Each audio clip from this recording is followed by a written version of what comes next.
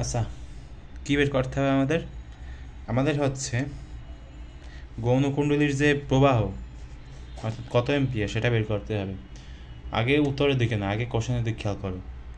একটা ট্রান্সফরমার, ঠিক আছে? তো সেই ট্রান্সফরমারের যে মুখ্য কুণ্ডলী, তো মুখ্য কুণ্ডলীর পাক সংখ্যা কত দেওয়া আছে? 30 দেওয়া আছে, আমরা বুঝতে পারছি। আর কি দেওয়া আছে? প্রবাহ দেওয়া আছে।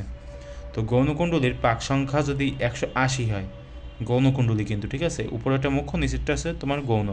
তো গৌণকুণ্ডলীর পাক সংখ্যা যদি 180 হয়, তাহলে প্রবাহ কত সেটা আমাদের বের করতে হবে। কি কি দেওয়া আছে? মুখকুণ্ডলী, গৌণকুণ্ডলীর পাক সংখ্যা দেওয়া আছে, আর হচ্ছে মুখকুণ্ডলীর যে মানে বিদ্যুৎ যে প্রবাহ অ্যাম্পিয়ার সেটা দেওয়া আছে। আচ্ছা, তো এগুলো যদি দেওয়া থাকে তাহলে আমাদেরকে প্রবাহ বের করতে হবে। কার প্রবাহ বের করতে হবে? গৌণ গৌণ যে তোমার কুণ্ডলী ট্রান্সফরমারের, তার প্রবাহ বের করতে হবে। তো এনপি, এনপি মানে কি? এনপি মানে হচ্ছে তোমার ওই যে তোমার মুখকুণ্ডলীর যে পাক সংখ্যা সেটা হচ্ছে তোমার এনপি। এনপি কত? 30। 30 মানে কি বলো তো? 30টা প্যাচ, 30টা, সেটা আর কি বলা হয়েছে। এরপর হচ্ছে তোমার আইপি। আইপি মানে কি?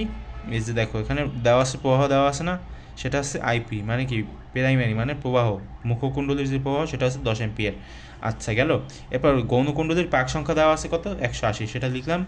এরপরে আইএস বের করতে হবে আমাদের। আইএস মানে কি? আইএস মানে হচ্ছে তোমার গৌণকুণ্ডলীর যে প্রবাহ সেটা।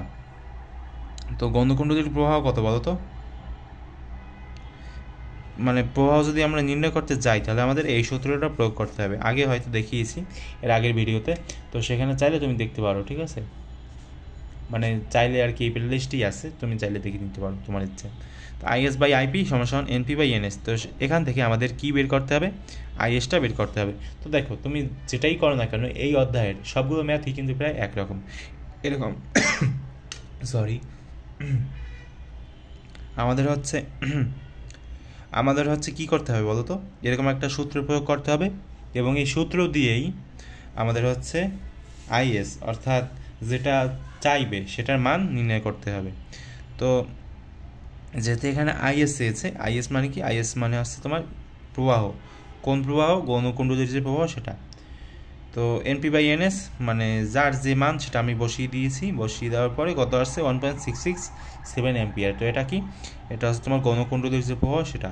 তো প্রবাহের একক কি? প্রবাহের একক হচ্ছে অ্যাম্পিয়ার। এগুলো সবসময় মনে রাখবে, এগুলো জ্ঞানমূলক এসে যাবে, ঠিক আছে? কখন আসবে বুঝতেও কিন্তু পারবা না, তখন কিন্তু কষ্ট হবে তোমাদের।